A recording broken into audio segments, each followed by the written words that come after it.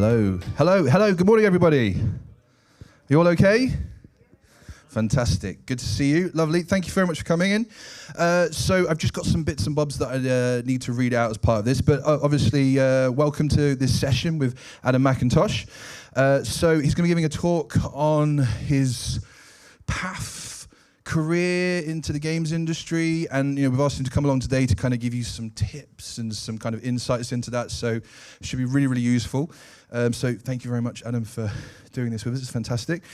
Just got some bits to read out to you guys. So obviously we hope you'll enjoy the session and want you to get us involved in the week as much as possible. So we'd love you to share the week with us by posting your photos to your social accounts using the hashtag Industry Week 22. So sorry, I should say IW22. That's a little bit easier. So by tagging Confetti on Instagram and Twitter, you'll be entered into the Industry Week 22 photo competition as well. So the best photos will be voted for by you, and the winner will bag a £50 Amazon voucher, which is quite cool, quite nice. So yeah, don't forget that you can still book onto upcoming events on the Industry Week Confetti, and there's a couple of teething issues with the site at the moment, but you guys will all know hopefully what you're doing by looking at the newsletter and looking on Teams, and we're hoping that the events that you need to book on will be the kind of prioritized and put on there first. Obviously everything that's compulsory for you guys that you've been asked to go along to, you don't have to book onto that, so you just need to rock up. And that will be all good. Need to sign up if you are booking onto there's any optional ones with your Confetti email or NTU, otherwise it won't be accepted. You can also check out the previous year's talks and masterclasses if you want to, because I've got an on-demand channel on the website, which is pretty cool. So finally, just in the case of emergency, please be aware of the fire exit points. So we've got one just over here, and the meeting point, if there is like a fire alarm, we need to evacuate, is the road just to the right of us there. So presumably this will be the quickest way to get there, but obviously we can't. We just have to make our way around to that road. So I think that's all from me in terms of the notes. Just as well to say, finally, if you're currently in the final year of the course, the undergraduate course, it's worth noting that the NTU employability team are offering extra careers coaching appointments next week to help you get ready for your next steps. So you just need to check that out on the employability learning room for more information. So that's it from me. So I'll hand over to Adam. If we can get a round of applause for Adam, please, guys. Thank you for the round of applause. I haven't done anything yet, so I haven't earned that. But good morning, everyone. Thank you for coming to this session, this lecture, because it will be a lecture. I'm here today to give you all something you can't buy at the moment. I'm going to give you some experience, or share my experience. And what I want you to do is use this as a forum to ask any questions that you're thinking of, where you're starting to think about what career you're going to have, where you're going to go in the industry, what job you're going to have. There's no such thing as a stupid question, and I'm going to be particularly boring if it's just me up here all the next 2 hours, but I encourage you to raise your hand, shout out. Pete will run with a mic to make sure that you can actually, they can hear you on the Zoom call. But I want to hear from you, and I want to hear your questions, what concerns you have, or what you're not too sure at the moment, what you're going to do in the industry. So, as Pete was saying, I'm a 15-year veteran of EA Games. I assume everyone's heard of EA Games. That was the first test to get you to engage with me, okay? Any gamers in the room? Put your hand up if you're a gamer. Okay, that's a good mix. You cool people at the back, I can't quite see you in the dark, but I can assume you're all gamers up there. So yes, I'm a gamer, still a gamer, despite being a, seasoned, bitter industry veteran now. But no, still a gamer, that is my passion. I went to the University of Hertfordshire, and I did a course which was a bit of a mixed bag thing. I did a bit of video editing, I did a bit of 3D modeling, kind of a bit of everything, but nothing really specialized. So I wasn't really sure what I wanted to do. So I finished my course, got my degree, did everything that I was supposed to do, and then I didn't quite get the job I was hoping for when I left university. It wasn't delivered on a platter to me. So what I want to do today is try and give you a bit of a bridge between that gap of when you graduate from university and when you go into your first job, which is hopefully the job that you want. What years do we have represented today? First years? Third years? Third years? Okay, so a good mix, okay. So this will apply to all of you. So you'll be able to start thinking about what you're going to be doing, and you can start to take actions today on what your path might be. So what I want to do is help you with that, but also I want to make sure I engage with you to get your feedback on what you're thinking about. So, who am I? Essentially, I'm a gamer.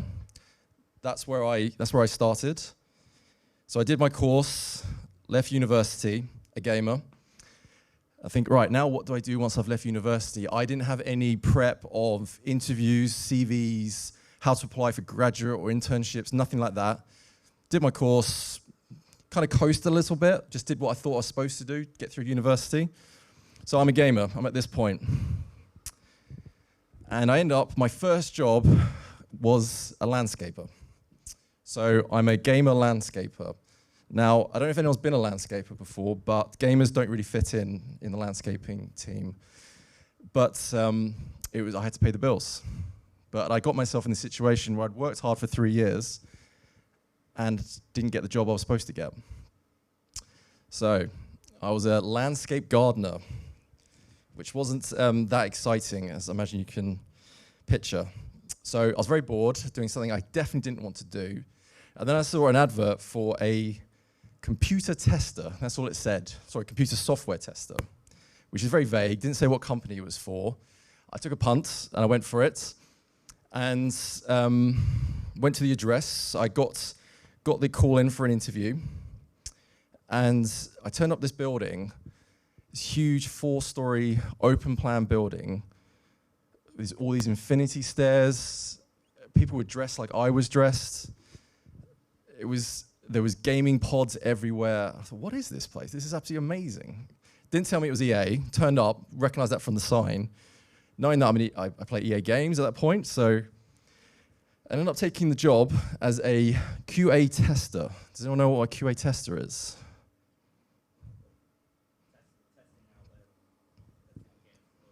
Yeah, so you're basically bug verification, checking the game. And I've just been digging trenches for about 9 months, and suddenly I'm getting put in a situation where they're telling me, oh, we need you to actually play the game to completion. I was like, what, like all day and get paid for it? It's like, yeah, that's what we want you to do, because we need to make sure it works. So I thought, this is brilliant, this is my career, okay. So I was on a thing called a temporary contract. Now, as you guys go into the industry, permanency and temporary contracts are very important.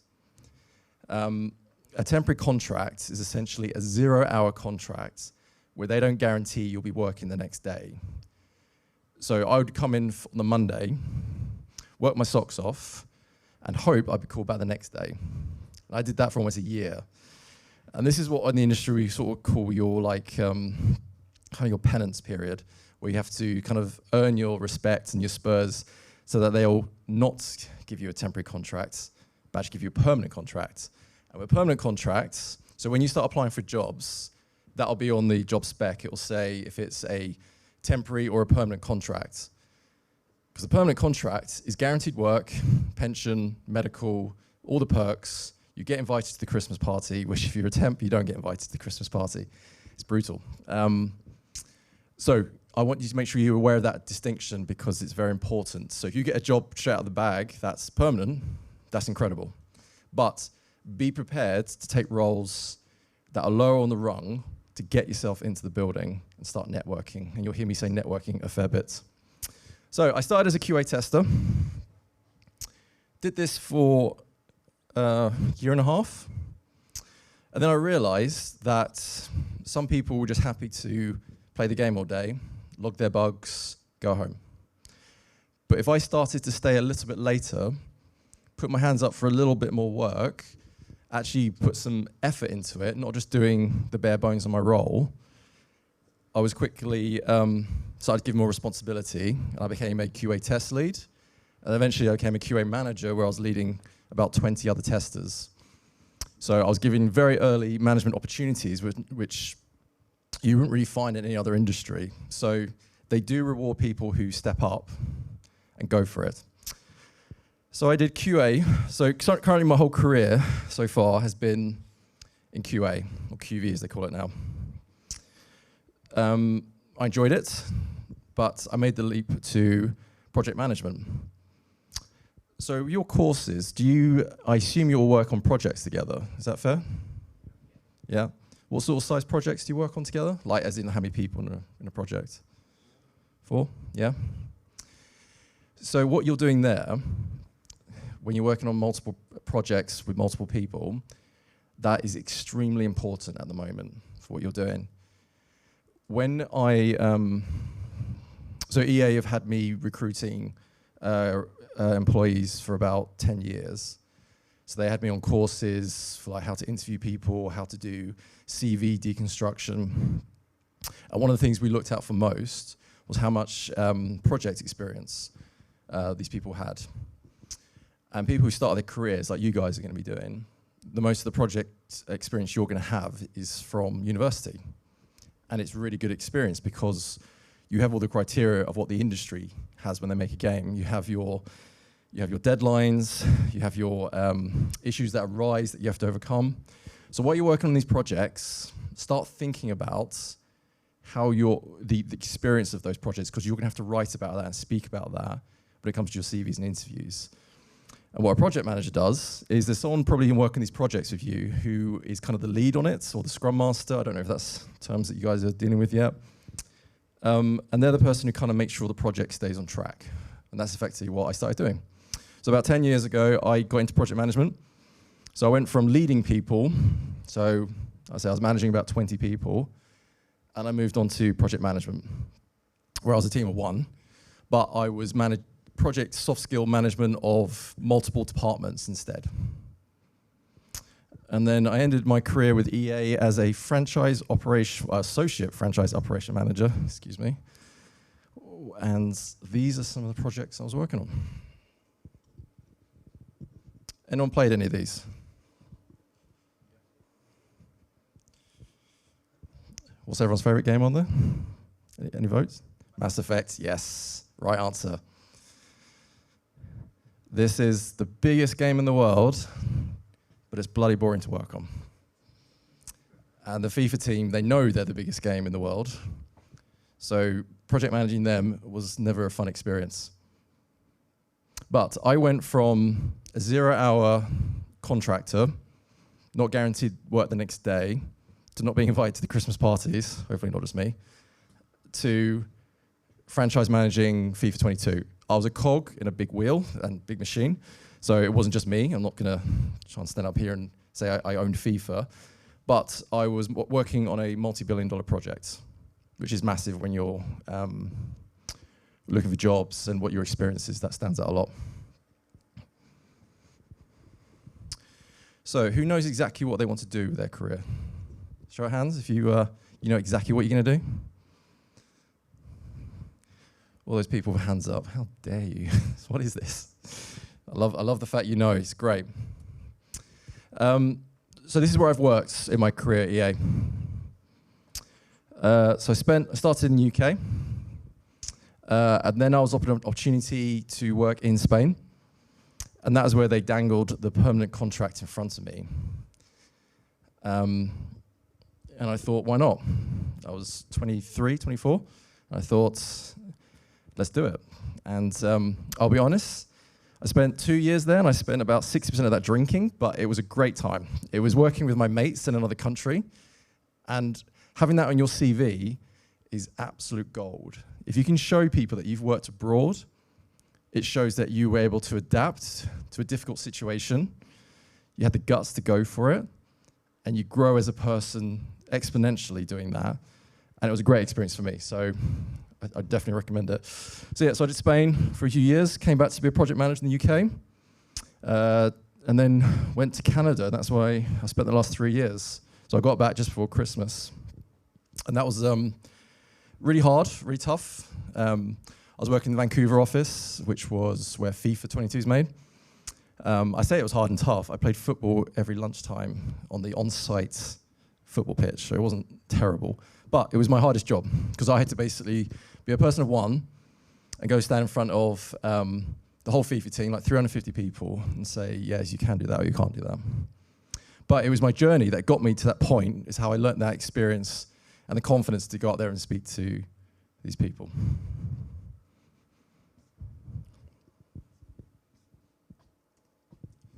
So these are kind of the teams that I've been working with. And I want to give you a bit of a snapshot of that, because you may not know what you want to do in the industry. But what I mean, I didn't know these departments before I joined. And there's a much more roles in the industry than you think. There's not just programmers, there's not just artists and engineers. There's a whole spectrum of supporting infrastructure. Because you've got finance, you've got legal, age ratings, you've got manufacturing teams, you've got marketing, brand. Brand and marketing is always quite an exciting department, because it's all about how you're going to sell the game and get people excited about it. So it's like trailers and all these initiatives for like live releases that I love.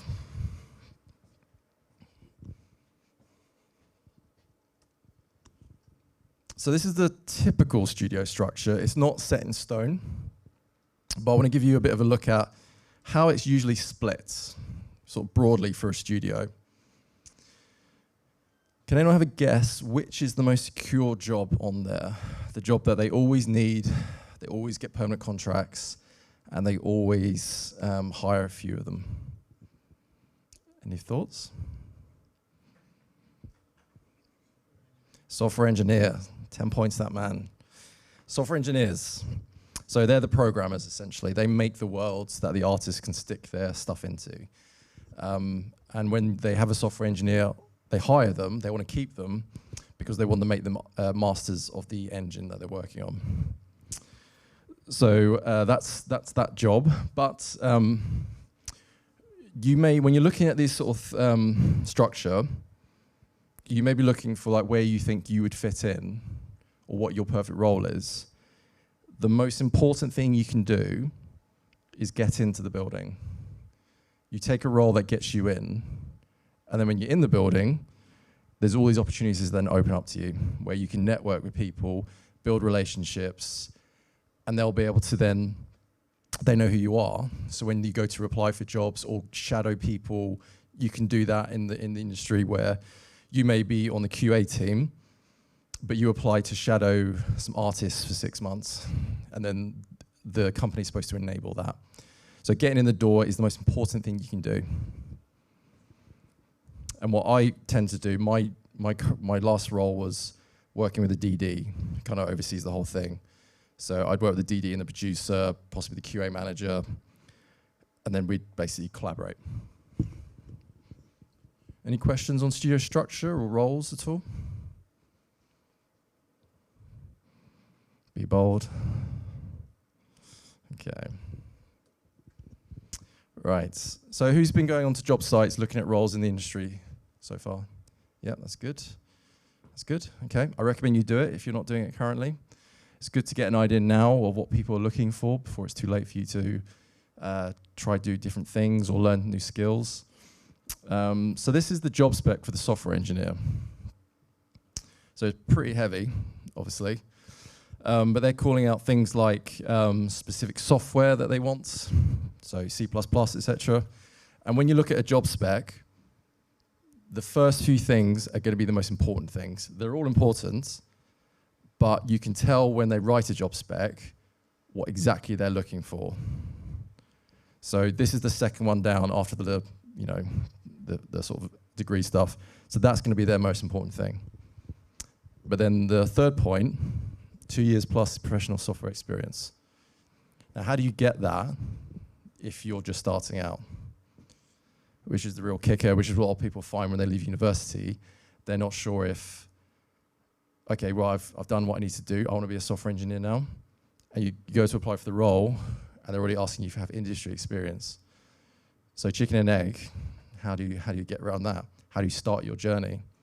Any thoughts?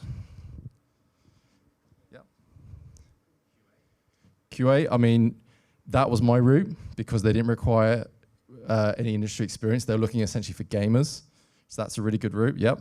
And you meet lots of different departments through interacting with them on bugs.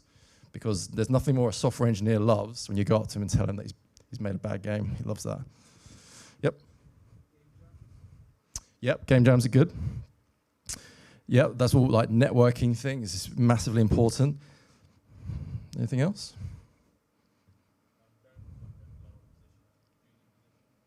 Yeah, go for a junior position, but sometimes those junior positions will still require that.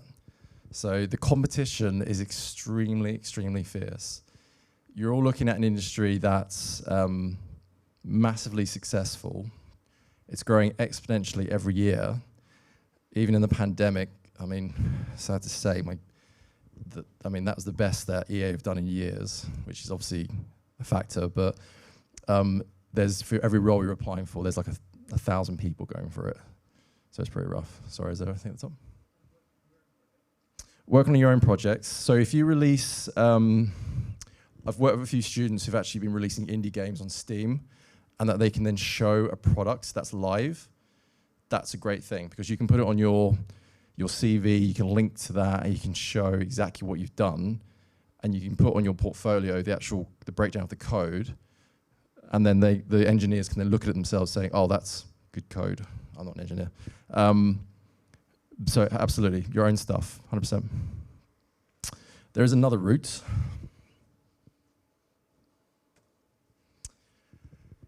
It's either internships or graduate programs. So internship, it may not be applicable to all of you because where you are in your year or if your course supports it. But essentially what an intern does and what a graduate does are essentially the same thing. So internships and graduate schemes give you the opportunity to basically, it's go for work. You're basically helping someone do their job, but what you're getting is absolutely invaluable. I mean, you get on-the-job experience for, say, 2+ years, so you get your industry experience. You're not really accountable to anything because the person you're shadowing, it's all on them. So you have the room to make mistakes while they essentially shepherd you. I've mentored, I think, five or six interns now and 2 graduates. So what would happen is I'd interview a bunch of university students, pick one to be an intern, or the ones that were then graduates. They would then work with me, so they'd sit next to me, I would do my job, I'd explain what my job is, and then as we're working, I'd give a bit of work to them to do, then I'd look at that work, and then that would then be them doing it, they'd learn it, and eventually I could just leave it to them, and they're able to do it fine. So, interns or graduates positions, and if you see what they're, the job spec, so a lot of it, what they're looking for, I mean, passionate gamer. I mean, this is for a technical artist, so it's looking for scripting stuff. But it's basically getting basically a broad range of skills. So if you're looking at an intern or graduate position, and you see they're looking for certain software that you've not used before, you now have this opportunity to start looking into that software, ask your course leaders, investigate online, see how you can get your hands on it. And experience can be you just being familiar with the sort of UI of it and wherever it is. So start looking at those job specs. Any questions or comments at this point? Okay.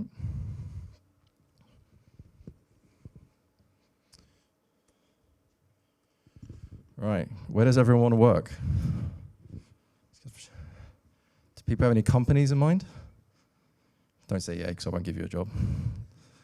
Yeah, at the back. Creative Assembly. So I've just actually taken a role with Creative Assembly. So I left EA a few weeks back and just accepted a role there. I can't either give you a job at Creative Assembly, but what do you want to do at Creative Assembly?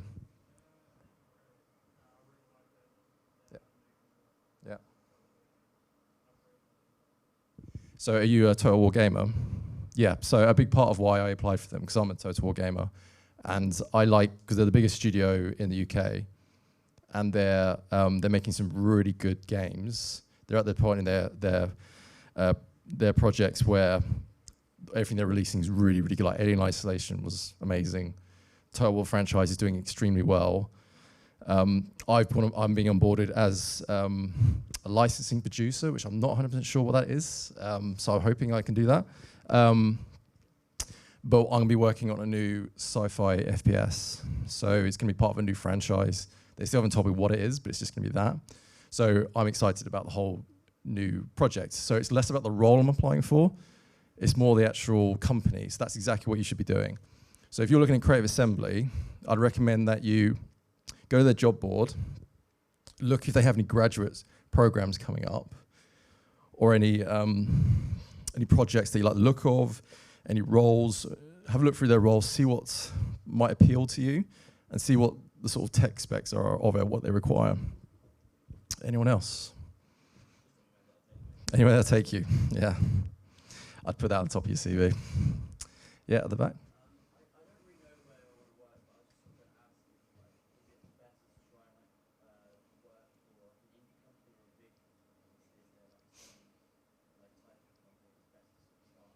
Yeah, the big company. It's going to give you the pension, it's going to give you the pay to reflect that. Not to say you shouldn't be working at indie companies, because it's a great way to get experience, and it's something that you can really make a mark on because it's going to be smaller and you can do more. But I imagine your ultimate aim is to get the big company at the end of the day. Yeah, anyone else?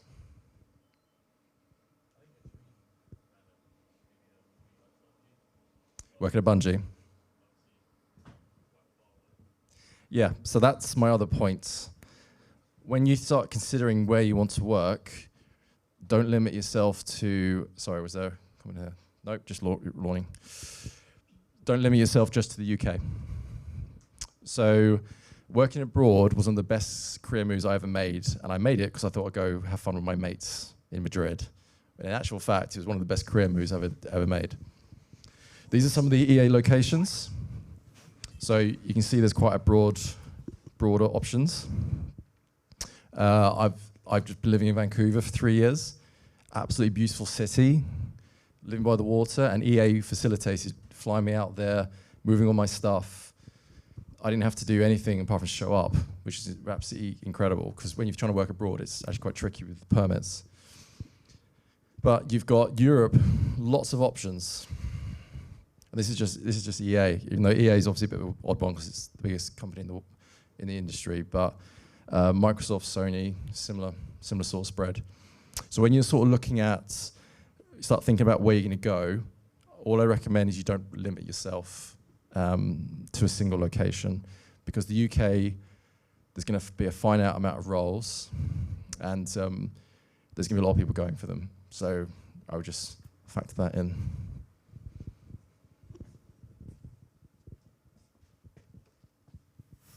Right, so this is what the industry is kind of up to at the moment. All they're really doing is the big boys are eating the little boys and absorbing everything. So we're moving away from a model of medium-sized studios. They're getting sucked up by the big industry giants. So if Microsoft are paying $68.7 billion to buy a bunch of companies, there's not going to be much chance if they're throwing that amount of capital around for your smaller studios to survive like that. But that doesn't mean like indie studios aren't. But what's happened is the indie studio will be successful, and then the big company may buy them up then. So PlayStation, they got Bungie, but because they bought Bungie, if you're thinking of working for Bungie, Sony have offices in London. So there may be opportunities for you to work from London with Bungie, for example. So it's not actually a bad thing that these companies are getting hoovered up, because when you're part of these big companies, there's a lot of movement within the company. So you can join Sony as something, get in the company, and then you see the internal job boards where these roles come up earlier than they do in the big bad world. And then you can then apply for it. You may know the people. You've got a reputation there that they can speak to it. So not necessarily a bad thing. So EA has been doing it. They recently got Codemasters, which was an interesting experience, because as you can imagine, the studio has their own identity, and then we had to onboard them. But when you're working for a studio that gets bought up, you're basically given the option of, do you want to stay in your role? If not, you're kind of gone. So it's and you may have to move. So it can be quite interesting during that period, but they do it. So that's currently what they're doing, which means what you're finding is the portfolios for these titles are no longer platform specific as much. So what we're going to see is there's going to be less platform exclusive titles. So God of War just came out on Steam and Epic, for example. So they're going to go towards that model, and they've already guaranteed that these studios that they've hoovered up, Microsoft and Sony, they're not going to be exclusive to those platforms. They'll still produce on both, and eventually that'll entirely go away. So there won't be any platform exclusives. That's currently the trend anyway.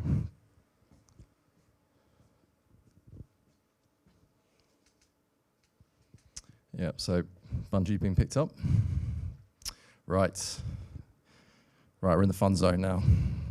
Who has a CV? Hands. Okay, so probably about almost everyone. If you don't have a CV, I recommend you start working on it as soon as you can. CVs are your advert to the world, for the working world. So your CV has to be on point. And as I mentioned earlier, EA had me on all these courses about how to manage a CV, read a CV, decide if a candidate's good on a CV, because I'd be interviewing for jobs that would have, I'd see maybe 300 CVs a day, and I can't be reading a multi-page CV all the way through. So it's all about how the hiring managers take that CV and instantly grab their attention. So what I want to go through is a few bits, some pointers for you all that might help with your CVs if it's not looking a certain way. Okay. Right, CV do's and don'ts. So I only put the relevant information on there. Some people, and I've been speaking to students across a number of universities about this, some students want to try and reflect their character in the CV, which isn't necessarily a bad thing. But what that usually translates as they try and be a bit quirky, a bit creative, that ends up making it a bit like, I mean, I had one CV where the guy changed it so that instead of listing their experience and their skills, they crafted it in the tail of a Dungeons and Dragons raid of some sort. So it was all about the adventurer getting through the door, killing the dragon to get the experience for the project he'd been working on. It was horrendous. It was just a long slog that I just lost patience with, and I couldn't actually get out of it what I wanted to understand about the candidate. So he might have felt it was very creative, but it was to his own detriment. No more than 2 or 3 pages long. Don't worry if you're struggling to fill 1 page at the moment. Obviously, you're all just starting your careers, well, not even yet. So, do people have like temp weekend jobs or anything? Yeah. So, I mean, I don't know what that is. So, yeah, right. I don't know if you turn up and they don't pay you. But yeah. Football referee. Okay, that's an interesting one. What you want to do is start filling your CV with stuff from university you're doing. So where a lot of CVs will have your top info and then they go straight into their work experience. If you don't have work experience or your work experience is quite low, and your work experience at this stage isn't going to be the thing that's going to sell you, put instead your project experience. And that's where you can go into detail about your university projects you're working on. Especially if you can if you have a portfolio, you talk about a project you work on, you can then link directly to that in the section talking about the project. Because there's nothing better for a hiring manager when they're going through CVs and you see there's a clickable link so that you know what you're talking about. That's gold for a CV. So start considering those things. The first page is the most important one to sell yourself. The actually most important part of the CV, if this was the first page, probably up to here is the most important bit. Many people won't get past this bit. If they're not sucked in straight away and they see how good you are, they may not look at the rest of your CV. They're under no obligation to read your entire CV. So if you put some really good stuff on the back page, they may not see it. So top as much as you can make it. So the minimum info should be your name, contact details. So you want your name at the very top, your email address, hyperlink, your contact number, and your portfolio or LinkedIn profile if you have one. Does anyone put their pictures on CVs? Yeah. It's an interesting one, that. I have read somewhere that there could be an implied bias if they hire you if you have a picture on your CV. You look particularly pretty, so they may hire you for that. You never know. I wouldn't, because also the picture takes up a little bit of room that you could fill with other info, but not say it's going to be bad if you do put it on there. But I would just consider that, just throw that out there. Tailor your CV to highlight your experience and skills that actually apply to the role you're applying for. So if you're applying for a technical artist role, where it might be, you make sure that the projects you talk about at the top of your CV highlight that. And you try and take the wording exactly out of the job spec and whack it straight into your CV. So say that software engineer role that we saw earlier, and it's talking about has to be proficient in C++. You put that up right at the top, proficient in C++. Use exactly the same wording. Show them that if they look at you, they're looking at your CV, think, what's exactly what I'm looking for? So start considering stuff like that. Always include a cover letter for any role you apply for. Do people know what cover letters are? Yeah? Yeah, so cover letter is basically your introduction to the company you're applying for, about why you're applying, what your motivation is, what you can do, and it's just an opportunity for you to sell yourself. Just be passionate about why you're applying. So when I was applying for Creative Assembly, I said that I've been a fan of their work for many years. I have a lot of experience project managing, but I want to put that experience to a project that I'm really passionate about. And Creative Assembly is a company that I really want to join. So that's your opportunity to really lay it on thick of why you want to apply for the role. Any questions about CVs at this point? Okay. Right. Interviews. So your CV is looking good. You've got the email back saying, yes, we'd like to have you in for an interview. So how many people have had interviews? Okay, so most of the room. Anyone enjoyed the interview? You guys enjoyed it. That's great. I don't know why, but okay, that's good. Yeah. Chance to show off, talk about yourself, like it. Most interviews are, it's a bit of there's a lot of pressure on you to act a certain way, come across a certain way. It's like dating, actually. Interviews a bit like dating. You've got to act cool. Don't be too enthusiastic. Well, you've got to be calm, collected. You've got to be informed. You don't be a nervous wreck. So the nervous wreck bit is probably the biggest thing that I've encountered as a interviewer, especially in the industry. So a lot of us are introverts, don't like the outside world. In our computers, it's our safe space.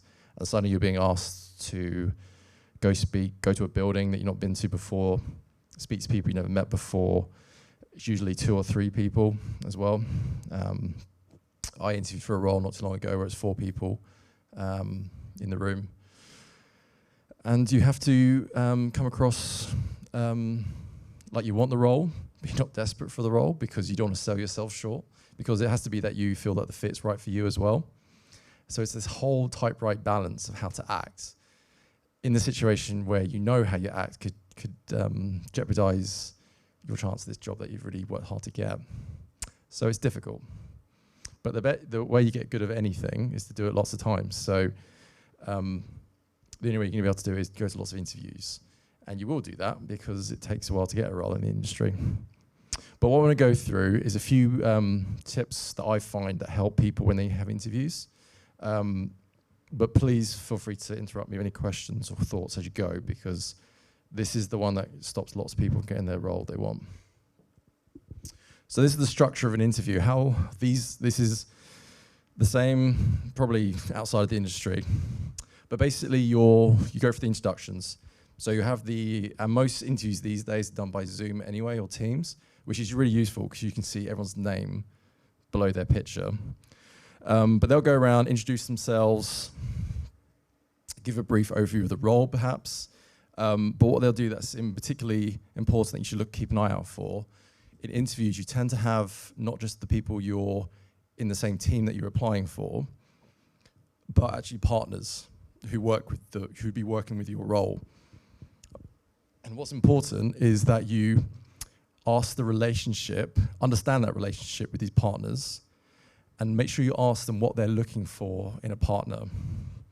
So when they explain who they are, clock which ones are the partners, and just say, what's the ideal partner? What sort of attributes they have to have?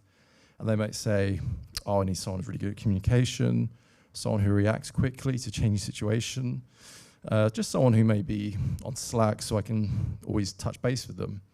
And you can use that opportunity to interject or tailor your answers later in the interview, like, yeah, I find my communication skills are really good. I like to make sure I'm available for partners at all times, things like that. So these little mental tricks you can start collecting as you find out information from them.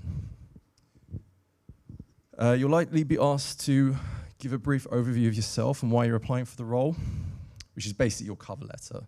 So just be prepared to regurgitate that in a bit more detail. At this point, what they might do is explain the role in more detail. And that's a really critical point, because you need to make sure you understand the role. I've been in an interview where they explained the role, and I realized I applied for a job I wasn't at all qualified for or understood. And it was only at that point did I realize. So that usually takes about 5-10 minutes, this section. And then it's half an hour of questions normally. If it's over in like 15 minutes, it's probably not gone too well. So 30 minutes is usually the time for the interviews, questions. Now, these questions aren't designed to trick you or catch you out of anything, apart from one of them. Can you all guess which the question they asked that's to catch you out? Or what car you would be. No, I don't like those ones. No, the question they ask is, what is your weakness? What's everyone's weakness? Anyone prepared to announce to the group and everyone on Zoom what your weakness is? Yeah, bold man at the back.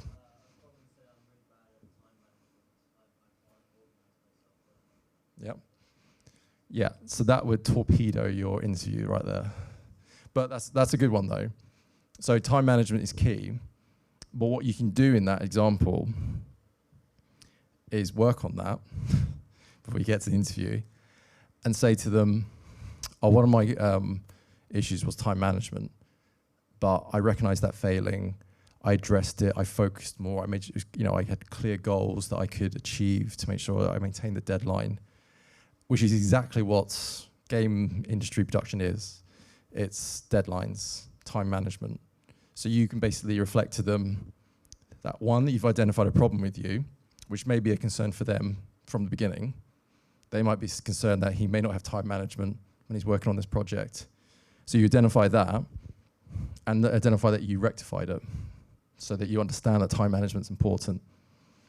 So for me, whenever that question gets thrown at me, I always say, and truthfully, one of my weaknesses was that I got very stressed. I would, lose my temper when projects got really tight, when people weren't doing what they were supposed to do. So I got very stressed, very worked up, and there was a negative working environment around me. But I identified that, gained more experience, resolved that issue. It's no longer a thing. I understand how to work in those environments. And what that shows the interviewer is that I've had that experience. I understand how stressful the games industry can be, because you're working on multi-billion-dollar projects under very strict guidelines and very complicated jobs. So it's going to be stressful. So you want to turn that question into how can you sell yourself to them. So it's a bit of a tricky one. Any other weaknesses anyone want to share? Yeah, go on. Okay, yep, procrastination. How do you resolve that? You'll get to it in a bit. Anyone else? Yep. Sorry, say that again. Handling stress, yeah. So these are all things where you want to make sure you don't just tell people that in the interview, because procrastination and not handling stress very well, these are all things that will come up in your day-to-day job. So there is a bit of a trick question when they ask you that. So be prepared to think about, okay, I've identified that weakness in myself. How am I going about addressing it? Okay, but yes. But apart from that, the interviews will basically be crafted, and I'll give you some broad examples.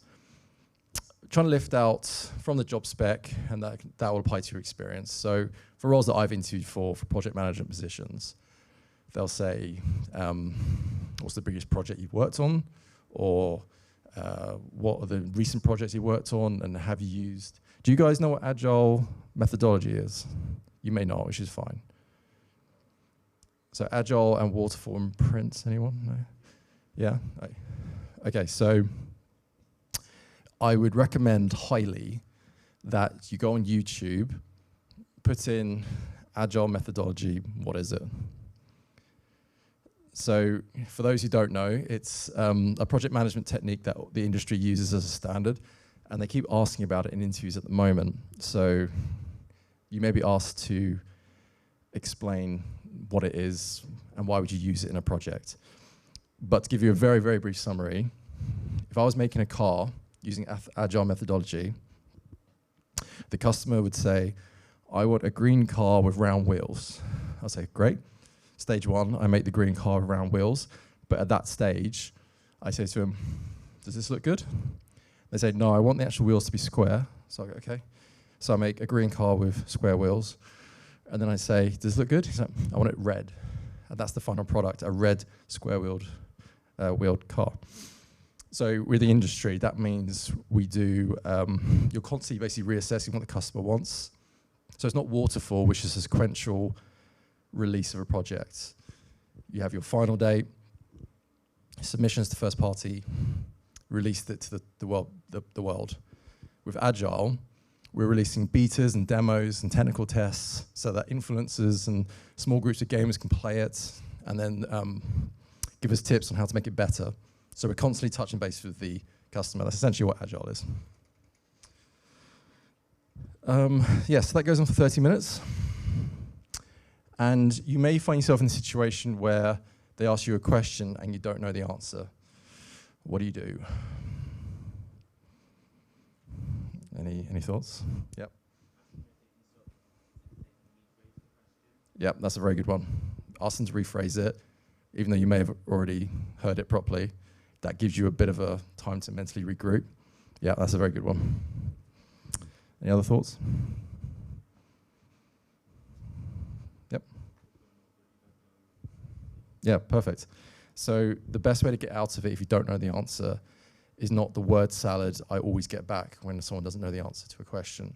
They try and fill the air with as many words as possible and hope they hit with one of the words. And it's uncomfortable for you, it's uncomfortable for them. It feels bad. The best way you can get out of it, ask to rephrase it. Still don't understand it, say, sorry, I'm not sure about that question. And they'll move on as quickly as they can. So yeah, best thing to do. So after you have the questions, then you have 15-minute window for you to ask your questions. What questions might you ask in an interview? Does anyone have any thoughts?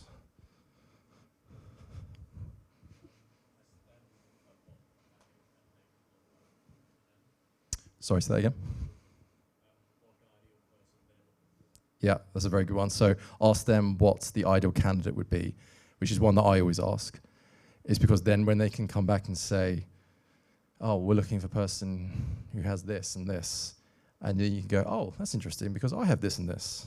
So it's your chance to, again, interject with more stuff. Any other thoughts?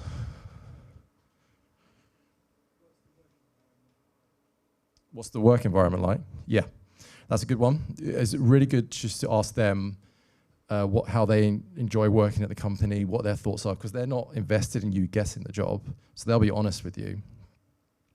And that's a very good one to ask because it shows interest in the company, and you don't really need to, it may not be a good fit for you, so you should ask these questions, 100%. Any other thoughts?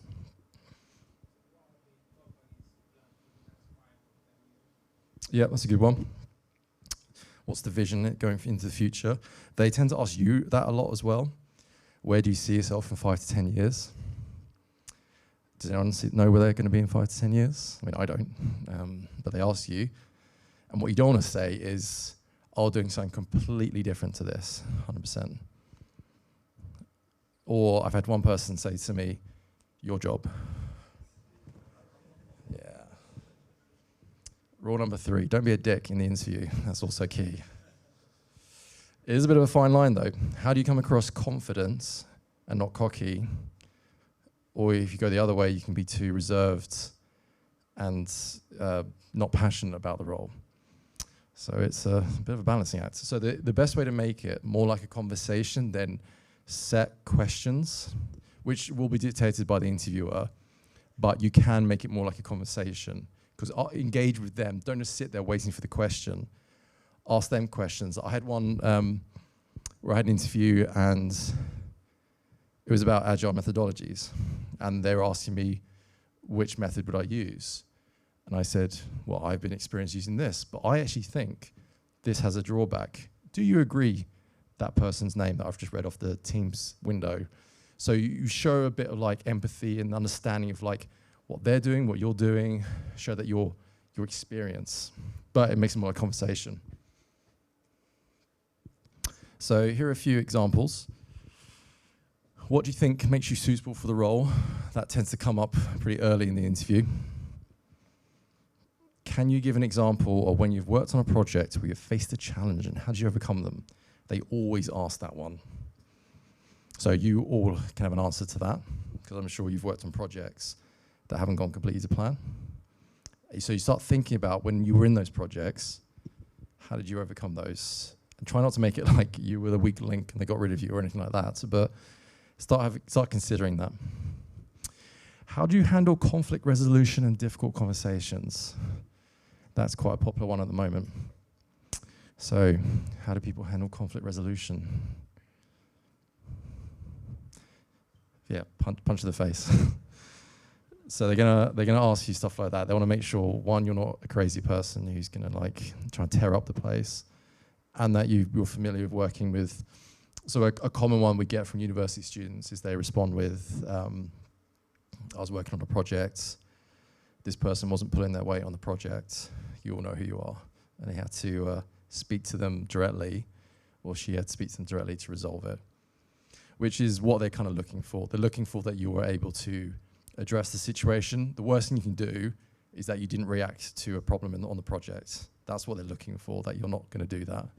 So that's usually the one that people tend to go with. We spoke about Agile Waterfall. What is your proudest work university achievement and why? That tends to be like the big one at the end of an interview. So start thinking about what have you done so far that best reflects the best way to sell yourself, essentially. So start to consider, and that might be your final project you do in your final year, potentially. So make sure you're familiar. Any questions about questions? Yep.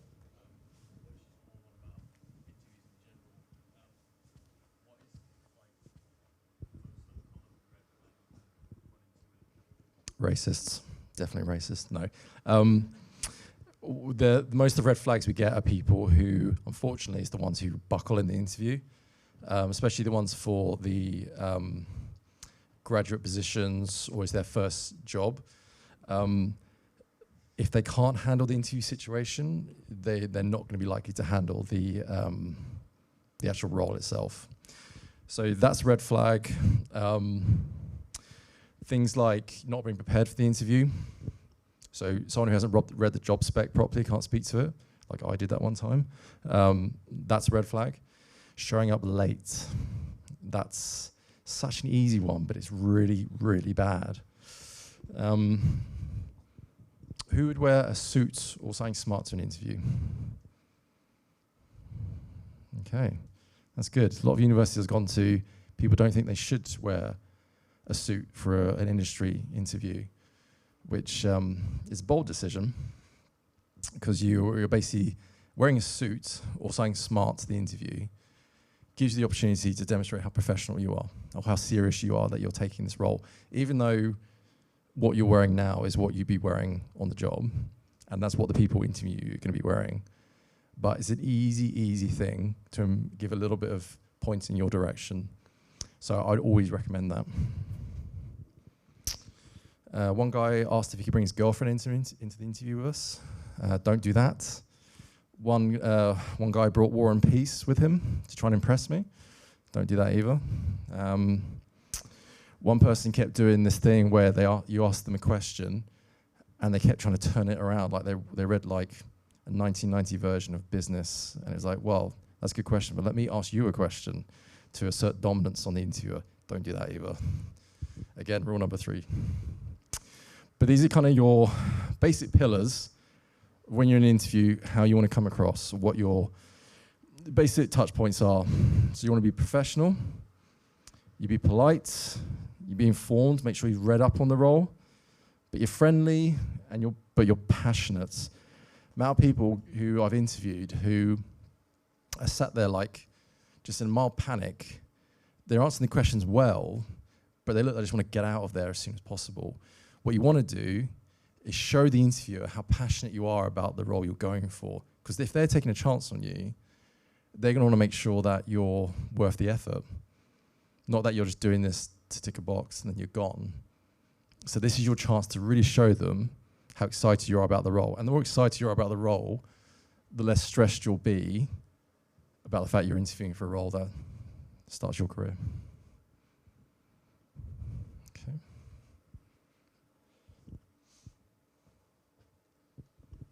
Right, so kind of just do's and don'ts. Something we spoke about, dress smart, do your homework, read up on the role, go to the website, find out what the company is, what they're releasing, upcoming projects, shows you that you're informed. It's a really easy win. Do that. Make sure whatever you put in your CV you can speak to, because they're going to ask you about it, so you make sure you understand it. Try and remain calm and collective to questions you don't understand. We covered that. So it's how you approach it. Just make sure you don't panic about it and just get out of it as quickly as possible. And always make sure you ask those 3 questions at the end. People who don't ask questions at the end of the interview just come across like they're not either interested or they haven't prepared well enough. One that I do like asking is, was there anything that you weren't comfortable asking me in the interview, or you had concerns about my candidacy for the role? I always throw that one in at the end just to give them, it shows that I'm open to critique, but it also gives me the chance to reply to any concerns. So the role that I just got, I threw that question out there at the end. And one of the interviewers actually said, yeah, how are you going to do the job from Canada? I said, well, I'm not in Canada anymore. So the guy had misunderstood my position, literally. And if I hadn't done that question at the end, he might have had that preconception and said no for me getting the role. So always a good one to ask. Don't be late. Don't be late. 10 minutes early. It's probably going to be on Teams or Zoom. So just make sure 10 minutes early that you've dialed in, and with Teams you're just sitting in the lobby, ready to go. And it gives you a chance to settle as well before you're not rushed into the interview. Okay? So that's it for interviews. Any questions, remaining questions on interviews? Key part of the process. Yes, please. What sort of mindset do you go in with? Because all the other interviews I've had is sort of like, I've got the role, and I'm just sort of like explaining to them why I've got the role. Do you think you should just go in with a mindset like, I've got this job, or do you think you should be more like I Yeah, so the question was, what sort of mindset do you have when you go into the role, and should you act like you've got it already, or should you be different? So it's a bit of a risky one, because if you act like you've got it, you can come across, if you start, it's always a bit off-putting when a candidate will say something like, so when I start, do I do this? And you're like, well, you haven't actually got it yet. And that kind of puts you off a little bit. So I'll be wary of that. It's good to have a confident mentality. But I think probably perhaps a different mentality would be, I'm prepared, I'm ready for this role, but do I want the role? Like, I need to make sure I understand it, I understand the environment. You know, I'm highly skilled, why should I commit to this company? So going confident, but not assuming anything, probably my recommendation. Anything else? Any other questions? Oh, sorry, I couldn't see. Go.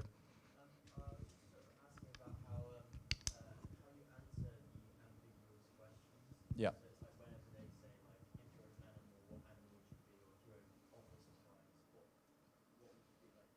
Yeah. Yeah. So the question was like, how do you answer ambiguous questions like, what car are you? They don't tend to come up too much in my experience in the industry. If they do, give them some flack for that question because it's horrendous, for one thing. Like, I don't know what a good answer to that is. Like, you want to use every question that comes your way, you want to use the opportunity to sell yourself. So like the one with like the weakness, that's an opportunity to reassure them and show what you can do. So ambiguous ones, oh, I swear, oh no, someone actually did ask me that one time. They said what my secret sauce was. Yeah, whiskey. No, it's, so with that, something like that, so when they asked me what my secret sauce was, I was talking about, I think, my passion about the industry, how I enjoy blah, blah, blah. Just use it to sell yourself. Like things like, if you were a car, what would you be? You'd be a electric car because you're forward thinking. You know, you're thinking about what's the future. So you're not just stuck in the mindset of a static mindset. Something like that, I would have thought. But those sort of questions, have fun with it. Show your character off in the interview. Be yourself. So I would probably take the mick out of that question a little bit, because probably the interviewer hates saying that. Show a bit your character, because that's where the big thing of team fit comes in. They just want to make sure that you're going to fit in the team. So you may tick all the boxes technically, but how you come across is a massive factor, because they're going to be working with you. So definitely show your personality. That'd be my recommendation. Any other questions?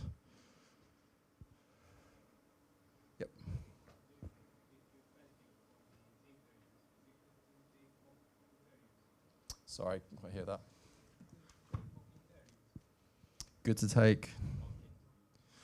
Yes, any experience you can get, go and even if you're applying for roles you're not too sure you really want, it's always good just to go and have the experience, because I've had so many cursed interviews. It's actually helped me get roles because I'm so experienced at it. I understand what's coming. I can stay collective and calm. So it's always good to always do these things over and over again so that you get better at them, so that when that perfect role comes up for you, you're best prepared. So mock interviews, definitely. Anything else? Okay. All right, so what you can do today, just to summarize. So you can create your CV and portfolio, if you haven't already. Portfolio may not apply to what you're doing, but if you are, that's great. Make sure your CV is nice and concise. That's the most important bit. Don't make it wordy. Bullet point as much as you can, because you've got to think about someone who's reading hundreds of these things. They'll miss stuff if you make it extremely wordy, and they'll miss stuff that might be extremely important for you getting the role. If you have portfolio, anytime you can put a hyperlink onto your CV is great. So if you've got a body of work that you can show off, do so, because that's I got my first EA role because I didn't have any industry experience, but the people interviewing me had seen I put my 3D modeling portfolio up there. So they clicked it, got their interest, and they actually wanted to ask me about it in the interview. So that could have been something that wasn't actually applicable to the role, but it got me the role. See where the gaps are in your experience, what you can do to address them. So I recommend you go on those job boards, start looking at roles that interest you, see what they're looking for, and if they're like, we want people who are proficient in Blender, pick up Blender, or whatever it might be. Start gaining experience with it. Start to email companies that you're interested in joining. So gentlemen at the top, thinking about Creative Assembly, check their graduate schemes. If they don't have anything, 6 months before you graduate, make sure you email them saying who you are. It's your cover letter that you're passionate about joining. Do they have any graduate programs coming up? Be persistent, be bold. Just don't email them every day, but get your interest out there. Spam as many companies as you can. You're going to apply for dozens and dozens of jobs and maybe get 1 or 2 interviews back. So you've got to be persistent, but once you're persistent, you get in. The industry is absolutely incredible for the environment, the fun, the characters, the diversity, the opportunities. I've worked all around the world and made friends all around the world and been rewarded for hard work in a fun, dynamic. Like every time there's a title that launches, there's some sort of launch party that's going on at work. So in EA, they launched a Battlefield one year. We had actors come in dressed as drill sergeants in World War I outfits. And then we had a shooting range. We fired some rifles. It's such an interesting, dynamic working environment because it's a creative one. And my role on paper is actually quite boring, but I love it because I was working with that environment and those people. So you're all picking the right industry. It's just a few bits to help you get there. Okay, that was it from my presentation. Open to more questions. We still have time, but if you're not comfortable shouting them out across the room, I'll hang around for a bit and make sure if you want, you can come up to me one-on-one and ask any questions. Yeah, so is anything at the moment, anyone? Yes. So I've been at EA for a while, and if I worked on another FIFA, I was going to go mad. And I also felt I plateaued a little bit in the opportunities and skills I was picking up. And I thought a good change. Creative Assembly is a company that I've really wanted to join for a while, and it's just aligned that way. So yeah. Yes, please. Yep, so networking, that's the key bit. So you're all welcome to add me on LinkedIn. Universities tend to do that now when I speak at them, so I welcome them. But it's a way of going to these events, going to industry talks, going to game jams, networking with people, spamming as many as you can, start building that network, and posting about stuff you're doing. So if you're working on any indie titles or anything, doing stuff like that. Yep.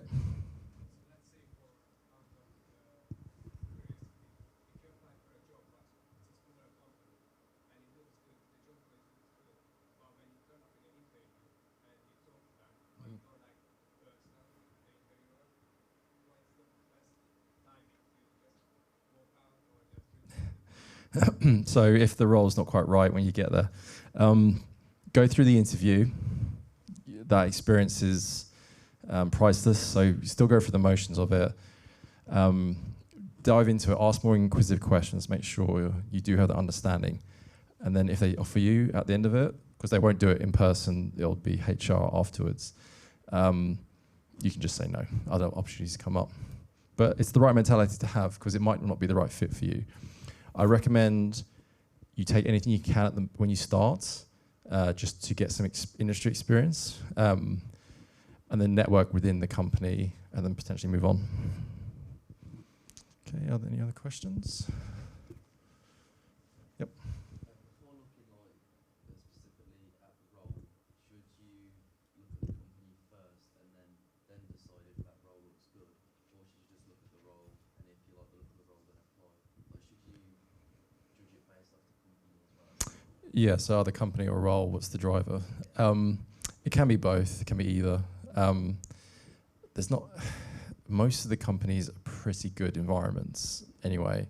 The industry is going through a little bit of unpleasantness at the moment with some companies, like Blizzard, etc. So be conscious of that. But I would say the role is going to be the core component, but if it's in a smaller company versus a bigger one where the opportunities are there, I'd probably recommend the bigger one, but it's basically what you're passionate about will be the thing that drives you the most, so it's up to you probably.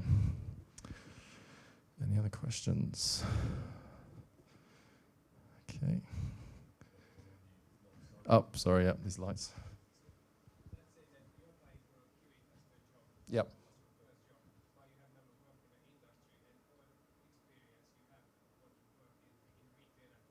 Yep.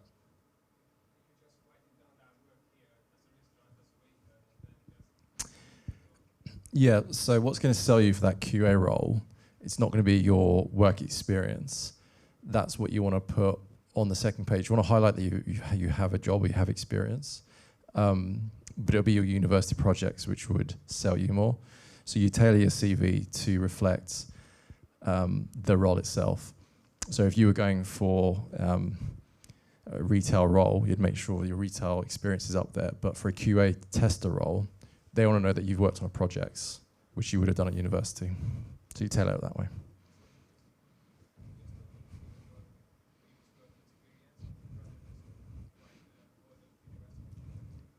So your university project stuff will be on your front page, and that's what you're expanding, go into detail, hyperlink if you can to live projects or in your portfolio, and your work experience can be squeezed at the back on the second page. So make sure you acknowledge it, but don't put it on the front. Any other questions? Okay, I think that's, yep.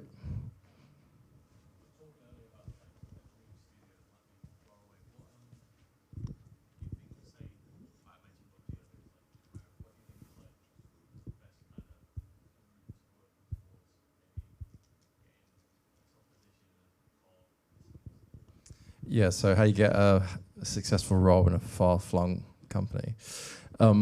So if the pandemic has had one benefit, if any, it showed that I've just spent the last 2 years working out of my office, not in the building, which has really highlighted how boring my job was.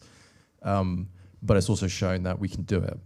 So now what the industry's doing, and Creative Assembly already told me they're going to be doing that with me, is that we're adopting a hybrid model where you're 2 days at home or 3 days at home and the other 2 or 3 days in the office. But what that also means is they're hiring remotely at the moment. So people will work from the UK, but in a role that's in Romania or Australia, or wherever it might be. So there's other opportunities out there. But the way you want to get into anywhere is just start at the bottom, and then you move laterally or go up and across once you're in. So you may start in the UK, say you're working for Sony in London, get your experience, earn your spurs there, and then an opportunity will come up that your manager can help empower you to get, say in a Sony Australia, for example, or Bungie, like over in the States. You can then apply internally, and that gives you a bit more of a kick to get that role. So just get in the door and network, that's the most important thing. Okay, any other questions? Top, yep.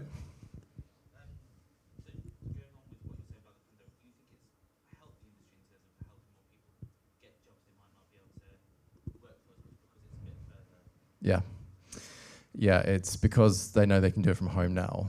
They can, I mean, I'm starting my role remotely. My new boss, apparently she's never even been in the Creative Assembly building. And she's worked there a year, so there's more opportunities. But what I hope for you all is that you actually can get into these environments, into these offices, because they're amazingly fun, dynamic environments, which you're not going to get at your desk at home. But you'll get the opportunity to start, and then you can get into the office. So there's more opportunities out there because of it.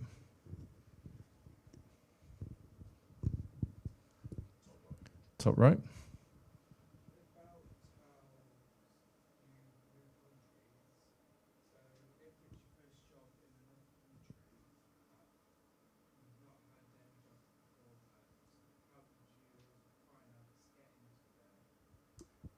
They usually send you, which is why it's such an amazing opportunity, because they pay for your flights, a hotel for a couple of weeks. They give you an on-site like local expert who shows you around properties. They fly you out there for a week before to get a feel for the place, and then you can shop around, look at locations, and then you come back before you start. It's a very unique opportunity, and because the industries are so worldwide, it's quite common. So I definitely recommend it. So with Canada, they flew me out to my girlfriend for a week. We had the awkward situation of this lady trying to show us all these places, but a lot of it we spent in a coffee shop while she was chatting to us about her career. But we were hoping to look at some flats at some point. But she was really useful to say, oh, that area is not very nice, don't try and live around there. This area is very expensive, and they actually help you get flats as well, because they give the estate agents know you're like a guaranteed professional, so they give you a push. So they will help sort everything out for you. The only thing, so they offered me relocation with this creative assembly role I've just taken. I'm 36 miles away from the office, and I'm out the 30-mile buffer. So if I was within 30 miles, I wouldn't get anything. Because I'm outside of it, they give me £500 to help me relocate, which I don't really need. But my point is that the industry is very good at supporting relocation. Yep.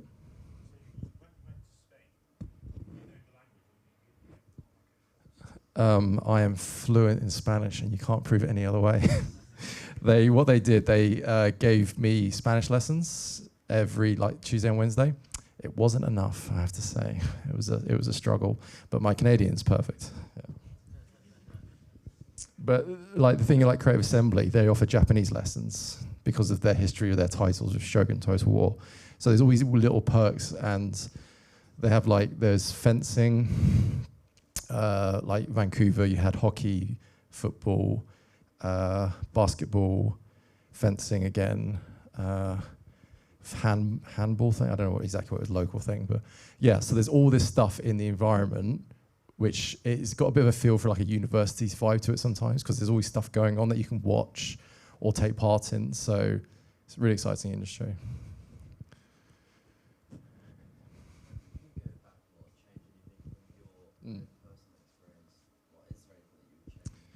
Yeah, that's a good question. That's a good question. So, if I were to change anything from my own personal experience with it, I think I don't want to say have less fun, because one of the big drivers and why I was really passionate about the industry is it's a really fun industry. But I do kick myself a little bit that I could have made myself stand out more by working a bit harder in certain areas. There's also quite a common trend of in project management, in projects like this, everyone wants to be the loudest voice in the room. So it's how you adapt to that. And I used to get very frustrated with that, because people would just speak for the sake of speaking because the big boss was on. And that used to always annoy me. It's letting stuff like that go and just focusing on your work to reflect how good you are, not trying to convince people, essentially. It's a good question, though. Anyone else? Okay. I think we're all out. All right. So yeah, I'll be around for a bit. Feel free to approach me, any thoughts, questions. But yeah, thank you for your time.